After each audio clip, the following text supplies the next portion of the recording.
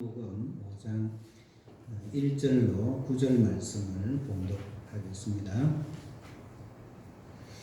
그 후에 유대인의 명절이 되어 예수께서 예루살렘에 올라가시니라. 예루살렘에 있는 양문 곁에 히브리 말로 베데스다라 하는 곳이 있는데 거기 행각 5이 있고 그 안에 많은 병자, 맹인, 다리 저는 사람, 혈기 마른 사람들이 누워 물의 움직임을 기다리니 이는 천사가 가끔 못에 내려와 물을 움직이게 하는데 움직인 후에 먼저 들어가는 자는 어떤 병에 걸렸든지 낫게 됨이러라. 거기 38배 된 병자가 있더라. 예수께서 그 누운 것을 보시고 병이 벌써 오래된 줄 아시고 이르시되 내가 낫고자 하느냐. 병자가 대답하되 주여 물이 움직일 때에 나를 못에 넣어주는 사람이 없어 내가 가는 동안에 다른 사람이 먼저 내려가나이다.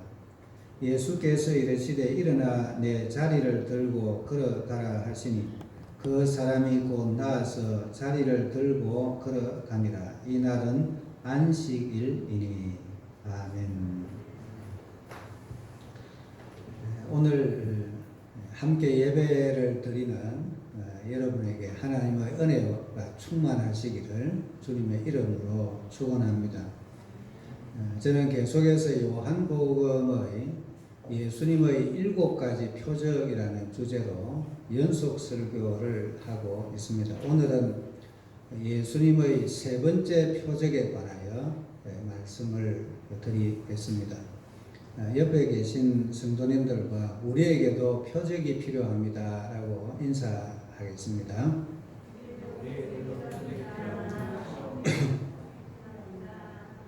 예수님께서 보여주신 3번째 표적은 38년 된 병자를 고쳐주신 일입니다.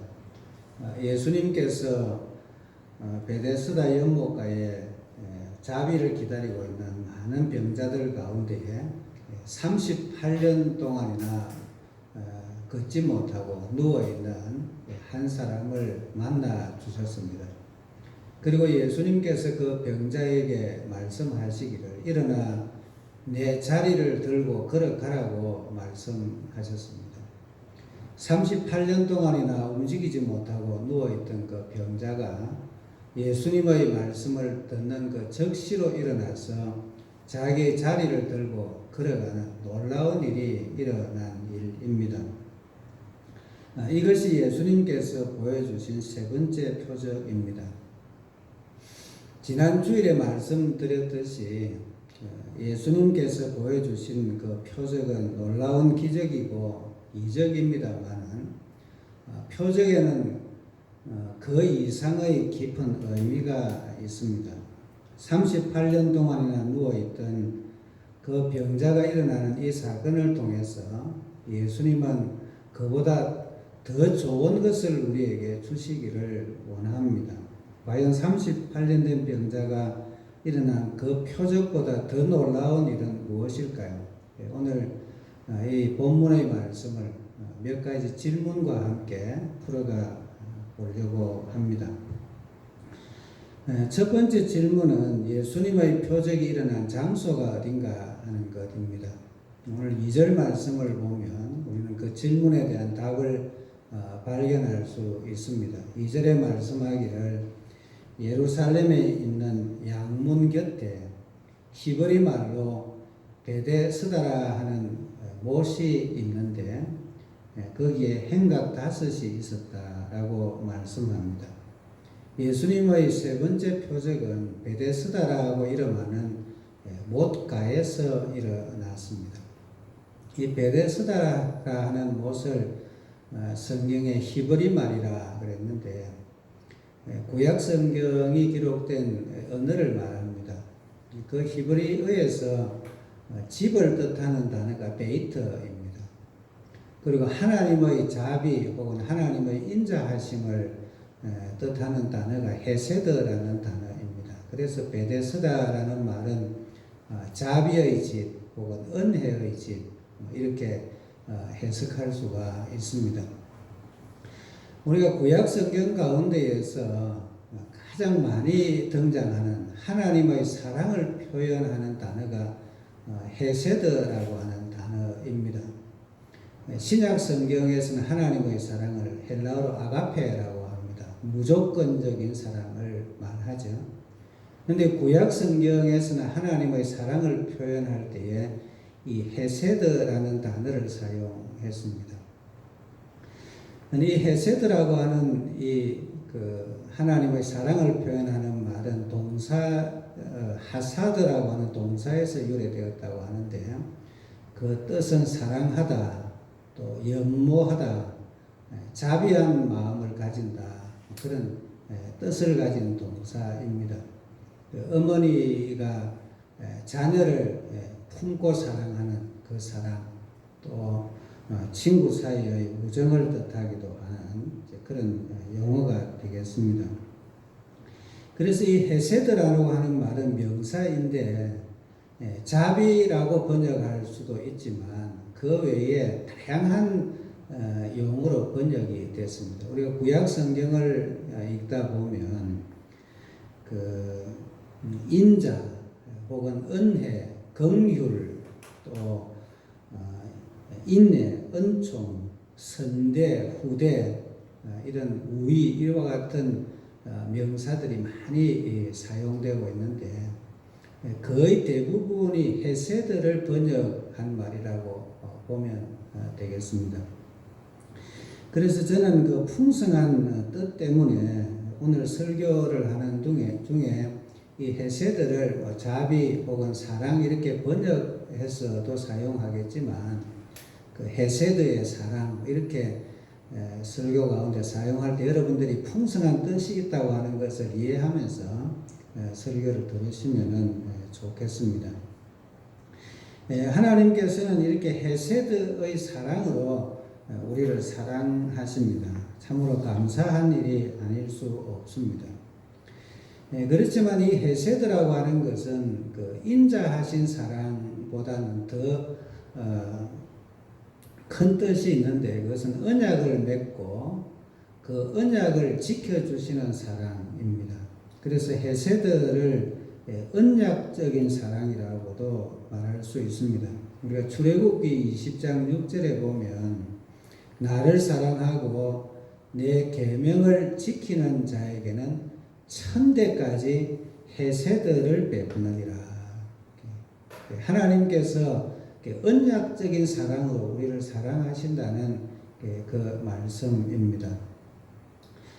여기 베데스다 혹은 자비의 집, 헤세드의 집이라고 하는 그 이름을 가진 연못가에 5개의 행각이 있었고 그 안에 많은 병자가 있었는데 그 병자들 중에는 맹인, 다리 저는 사람, 혈기 많은 사람들이 누워 있었다 그랬습니다. 자비를 필요로 하는 많은 사람들이 거기에 다 모여 있었던 것이죠. 여기에 행각이 5이 있었다라는 것을 해석하기를 하나님의 말씀인 모세오경을 상징한다 그렇게 해석하기도 합니다.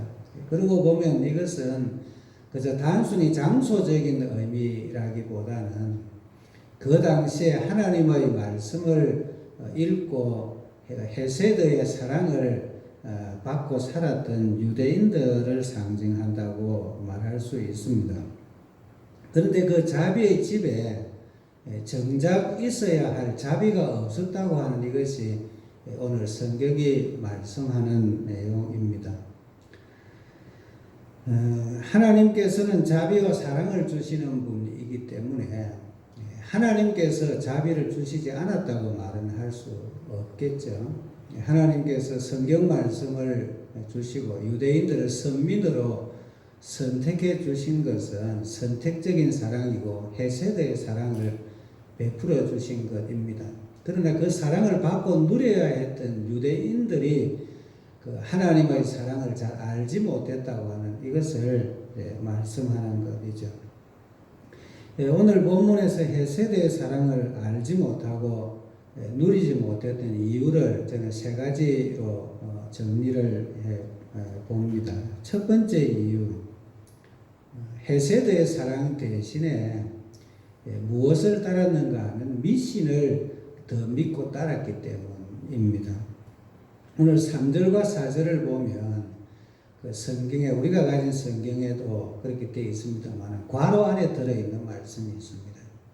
그 내용을 읽어보면 누워서 물의 움직임을 기다리니 이는 천사가 가끔 못에 내려와서 물을 움직이게 하는데 움직인 후에 먼저 들어가는 자는 어떤 병에 걸렸든지 낫게 됨이라. 그 말씀이 괄호 안에 들어 있습니다. 이 괄호 안에 든 이 말씀은 이제 사본학적으로 성경 사본을 연구하고 성경을 이렇게 집필하는 학자들이 연구를 해보니 어떤 사본에는 이 말씀이 들어있고 또 어떤 성경 사본에는 이 말씀이 누락되어 있기 때문에 그래서 이제 이 성경 말씀을 이렇게 표시를 해 놓은 것이죠. 이 베데스다라고 하는 그 못은 그 자연적인 현상인지 혹은 인위적으로 물을 깨끗하게 하기 위해서 그 물 관리하는 분들이 수문을 이제 열었을 때 나타나는 현상인지 물이 움직이는 현상이 이제 가끔씩 나타났다고 합니다. 그런데 사람들은 거기에다가 그 미신적인 요소를 가미를 한 것이죠. 천사가 내려왔다. 그리고 천사가 내려왔으니까 그 물이 동할 때에 사람이 들어가면 병이 치유를 받는다. 이제 자꾸 그 말들이 확대되니까 어떤 병에 걸렸든지 그 물 속에 들어가는 사람은 병이 낫는다. 그건 다 사람이 거기에다가 더한 말입니다. 그래서 이제 우리가 사본학적으로도 이렇게 표시를 해놓아서 영적인 의미로 보면 하나님이 우리에게 주신 말씀에 인간이 그 말을 더했다. 미신적인 요소가 들어가 있다. 그렇게 해석할 수가 있습니다. 이것이 유대인들의 신앙의 문제점이었다는 거예요. 그래서 유대인들이 하나님의 말씀 속에 당신의 자비를 나타내 주신 하나님을 만나지 못한 이유가 그 미신적인 요소가 있었기 때문이다. 그렇게 볼 수 있습니다. 이것은 그 당시 유대인들의 문제뿐만이 아니고 오늘날 우리들의 문제, 특별히 우리 한국 교회의 문제라고 봅니다. 우리 교회에 다니던 사람들 중에 많은 사람들이 미신을 따라갑니다. 이단 교주들의 말에 현혹되어서 이단을 추종하고 따라가는 사람들이 정말 많습니다. 그 이단을 따라가는 사람들이 성경을 그냥 교회 놔두고 따라가는 것이 아니고 성경책 들고 가서 성경을 교회에 출석하는 사람들보다 더 열심히 공부하면서 이단 교주를 따라가니 얼마나 안타까운 일이고 어리석은 일인가 우리가 생각을 해보게 됩니다. 또 우리 개신교 교인들 가운데에서 미신과 다를 바가 없는 천주교 신앙을 따라간 사람도 그 수를 헤아릴 수 없을 만큼 많습니다. 저는 개혁신앙을 따르고 복음주의 노선에 있는 목회자로 우리 한국 교회에 일어나고 있는 이 사태를 보면서 얼마나 마음이 아픈지 모릅니다. 정말 가슴 아픈 일이 아닐 수 없습니다. 안타까운 일입니다. 이것은 헤세드의 사랑을 알지 못한 결과이기도 하고 또 그 헤세드의 사랑을 깨닫지 못한 결과로 나타나는 일이 아닌가 생각을 하죠. 두 번째 이유는 이 헤세드의 사랑 대신에 율법을 더 믿었기 때문입니다.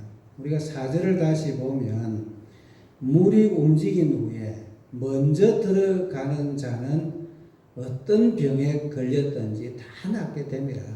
사람들이 자기 병 낫는 것을 원하지 않는 사람이 어디 있겠습니까?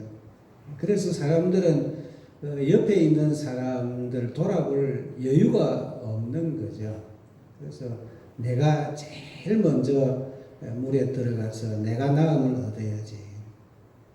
우리가 유대인들의 신앙과 삶을 보여주는 말씀이라고 볼 수 있습니다. 하나님의 말씀은 자비와 사랑을 말씀하시는데 유대인들은 자기를 포장하고 자기 잘되기만을 위해서 율법을 잘 지키는 자기를 과시하는 것입니다. 마태복음 23장에 보면 예수님께서 이런 말씀을 하셨습니다. 화 있을진저 외식하는 서기관과 바리새인들이여. 이 말씀을 7번이나 하셨어요.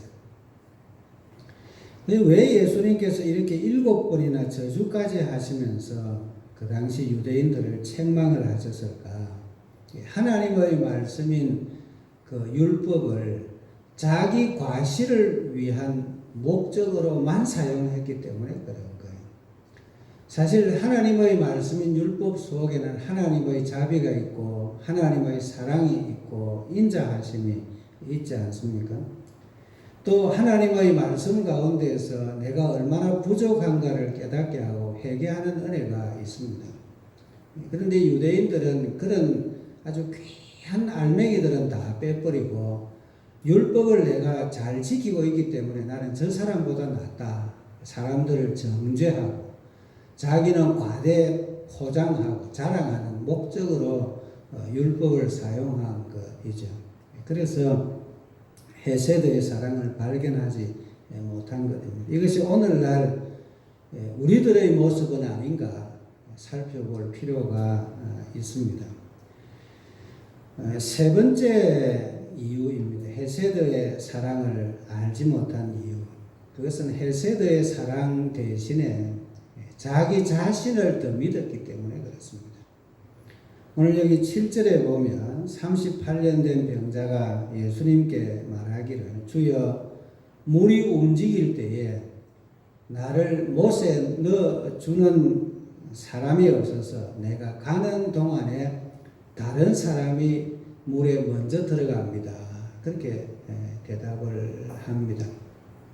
사실 도움이 필요할 때 세상에 나를 도와줄 사람이 없다는 그 말은 우리가 공감하는 바이죠.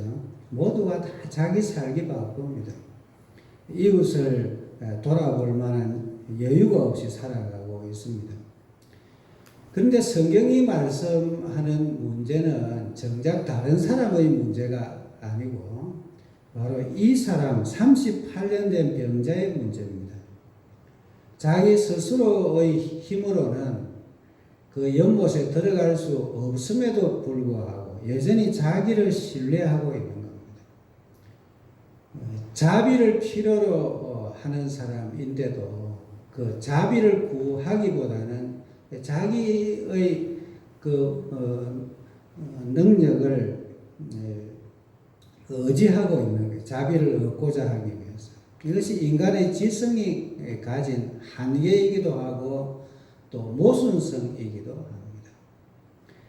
사람은 자기 힘으로는 죽음을 극복할 수 없는 인간인데도 불구하고 사람들은 자기의 힘으로 무언가를 해보려고 합니다. 사람은 자기 능력으로 하나님을 알지 못하는 사람인데도 불구하고 스스로 하나님을 찾으려고 합니다. 이것이 인간의 한계고 또 모순성입니다. 우리 시대에 가장 뛰어난 지성이라고 할 수 있는 아인슈타인이라고 하는 분이 있죠. 그분이 하나님에 대해서 이런 말을 했습니다. 두 종류의 신이 있다. 우리는 굉장히 과학적이어야 하고 정확한 정의를 내려야 한다. 만약 신이 우리와 함께하는 인격적인 신이라면, 그리고 바닷물을 가르고 기적을 보이는 신이라면 나는 그러한 신을 믿지 않는다. 크리스마스에 자전거를 사달라고 그 기도를 들어주시는 신, 이런저런 소원을 들어주시는 신이라면 나는 그 신을 믿지 않는다. 그러나 나는 질서와 조화, 그리고 아름다움과 단순함, 고상함의 신을 믿는다. 나는 스피노자의 신을 믿는다. 왜냐하면 이 우주는 너무나 아름답기 때문이다. 스피노자는 우주를 신이라고 말했다. 이것을 이제 그 비교 종교학적인 말로 범신론자라고 그럽니다. 이 자연이 곧 신이다. 인간도 그 자연의 한 부분이기 때문에 자기를 어찌 보면 좀 신격화하는 아주 고상한 말입니다. 그러나 이렇게 과학자들 혹은 철학자들이기 때문에 매우 솔직한 말을 한 것 같지만 굉장한 인간의 어리석음이 들어있고 그 어리석음을 넘어서서 인간의 자만심까지도 여기에 다 들어있는 것입니다. 사실 우주는 하나님이 만들어주신 자비의 집입니다. 하나님의 자비가 온 우주에 충만합니다. 우주를 볼 것까지도 없습니다. 우리 사람의 몸 속에 하나님의 지혜가 있고 하나님의 사랑이 있고 하나님의 자비가 있는 줄 믿습니다. 우리 사람의 몸은 걸어다니는 하나님의 자비의 덩어리입니다.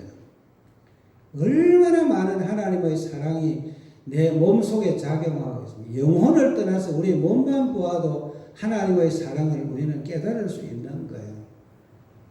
그러나 인간은 죄로 인하여서 욕심과 질투와 더 나아가서는 교만함 때문에 그 하나님의 자비를 다 덮어버리는 거예요. 하나님의 자비를 다 묵살시켜버립니다. 우리는 하나님을 떠나 있기 때문에 영적으로 심하게 망가져 있다는 사실을 깨닫지도 못하고 사는 거예요. 절대 무능함 속에서 살아가고 있는 겁니다. 38년 동안이나 망가진 자기 몸 가지고 그것을 어떻게 회복시켜 보겠다고 하는 그 병자와 다를 바 없는 절대 무능함의 상태가 인간인 것을 그것도 인정하지도 않고 살아가는 이것이 우리 인간의 모습입니다.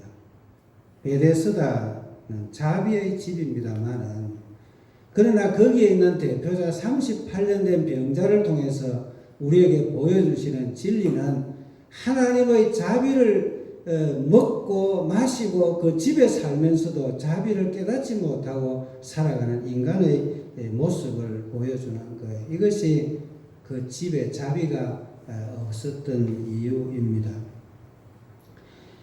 그러면 예수님이 보여주시는 자비가 뭔가 하는 것이죠.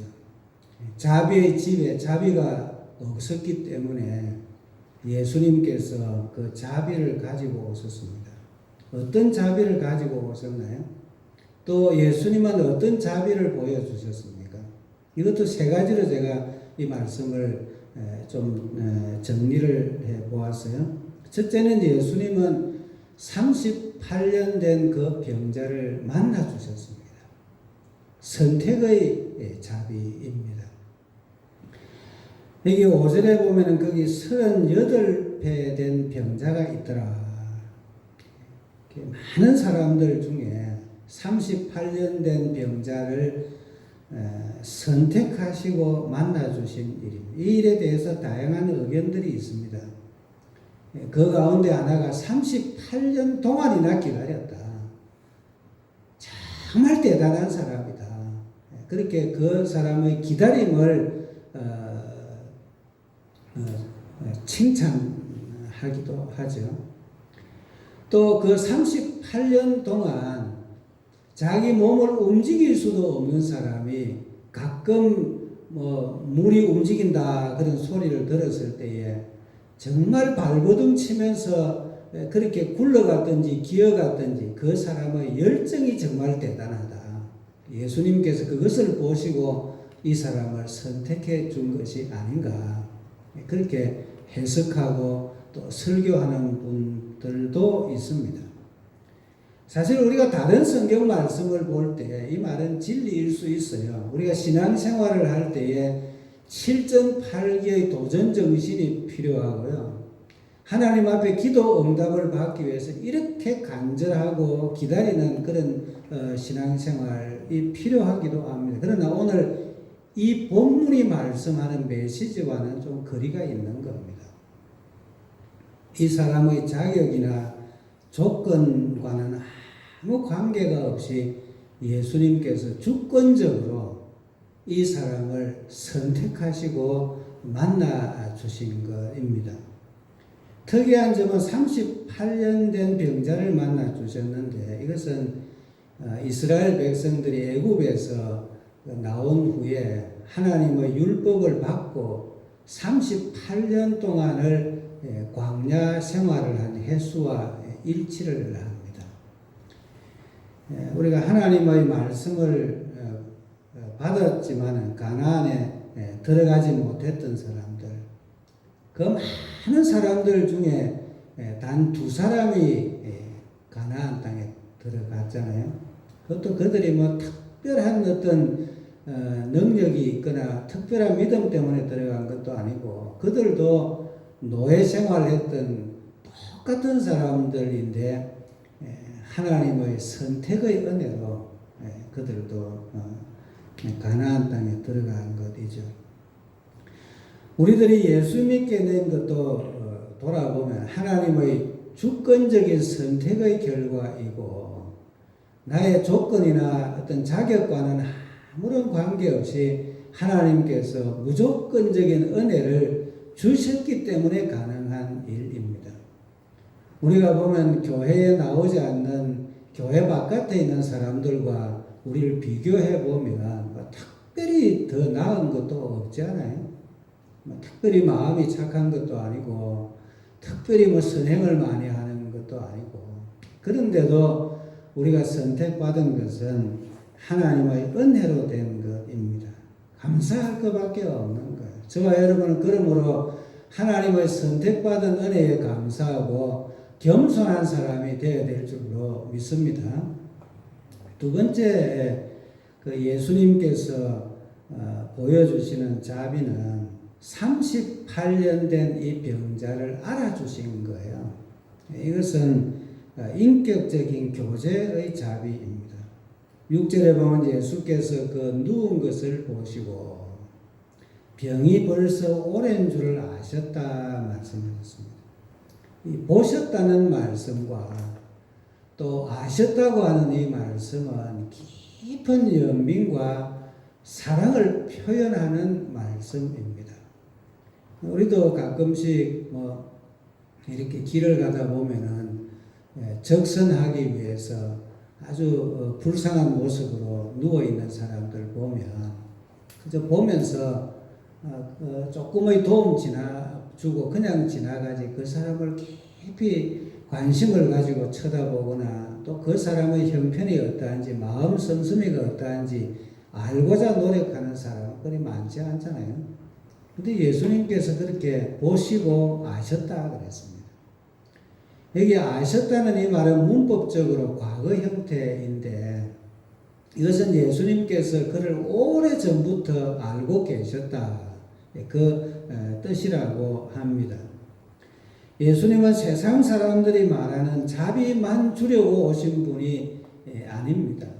예수님은 우리의 병만 고쳐주시거나 예수님은 우리를 구원하시되 지옥에서 건져서 천국에만 들어가게 하시는 자비를 주려고 오신 분이 아닌 줄로 믿으시기를 바랍니다. 예수님은 우리와 인격적인 교제를 나누기 위해서 이 땅에 오셨어요.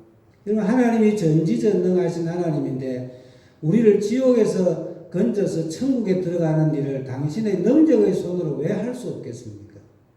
그런데 예수님은 그렇게 하지 아니하시고 이 땅에 사람의 몸을 입으시고 친히 우리를 만나기 위해서 오신 줄로 믿습니다. 그래서 우리에게 그 놀라운 교제의 은혜를, 교제의 자비를 베풀어 주신 일입니다. 이것이 예수님이 보여주신 자비입니다.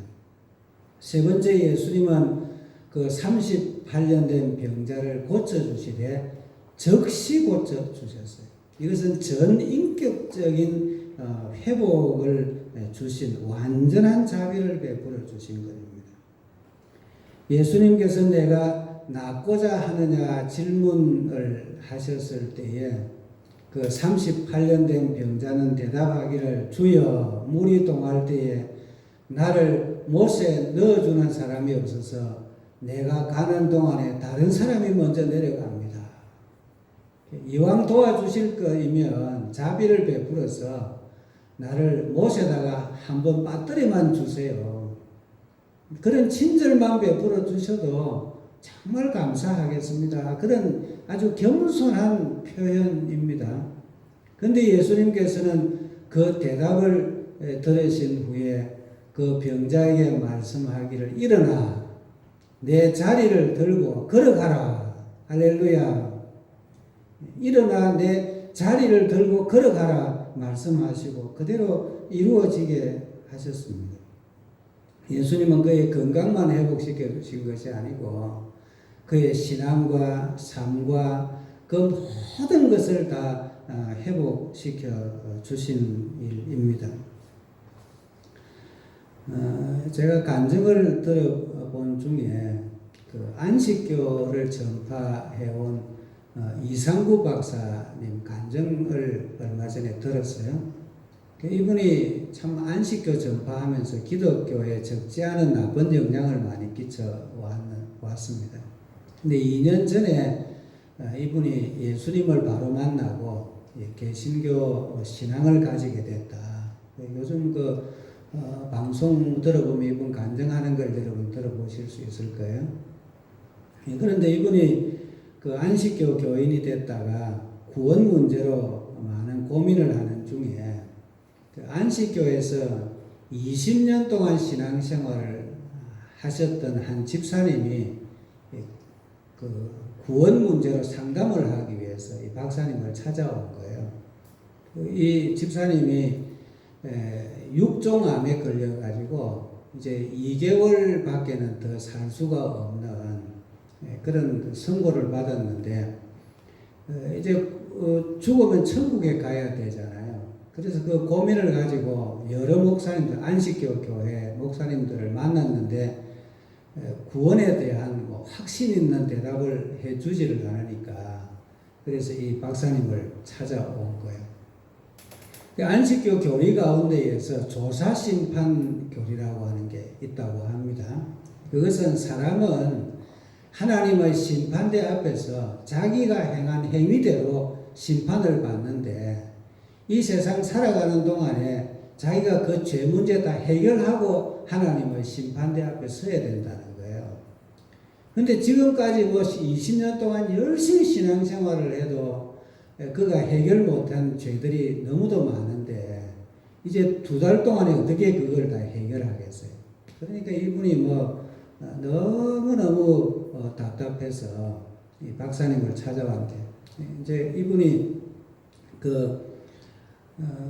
이상구 박사님도 자기도 이제 좀 구원 문제 고민하다가 성경을 읽으면서 발견한 한 말씀을 읽어주었다는 거예요. 그게 오늘 성경 요한복음 5장 이 본문과 연결된 요한복음 5장 24절 말씀이에요. 그 말씀은 내가 진실로 너희에게 이르노니 내 말을 듣고 또 나를 보내신 이를 믿는 자는 영생을 얻었고 심판에 이르지 아니하나니 사망에서 생명으로 옮겼느니라.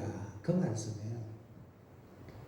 이 말씀을 그냥 읽어주기만 했는데 그 말씀을 들었던 이분은 엄청난 고민 가운데서 자기 구원 문제로 지금 답을 찾고 있었던 분이잖아요. 그 말씀을 듣는 즉시 고백하기를 내가 이 말씀을 왜 몰랐죠?